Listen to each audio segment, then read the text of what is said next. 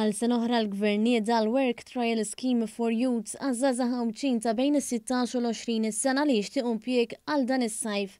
F'konferenza tal-aħbarijiet il-Ministru għal-Għawdex Clint Camilleri spjega li l-iskema se tolqot studenti tal-iskejjel sekondarji tal-MCAST, tal-ITS, tal-Junior College jew tal-Università li jixtiequ jaħdmu mal-privat jew ma' għaqda volontarja.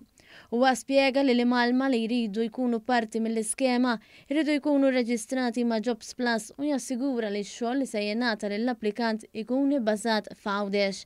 Il-Ministru Camilleri żied jispjega li fil-waqt li l-Gvern dejjem emmen fiż-żgħażagħ u tom għodda biex jitrawmu fid-dinja tax-xogħol, din l-iskema partikolari se tkun spalla wkoll għal bosta negozji għawċin.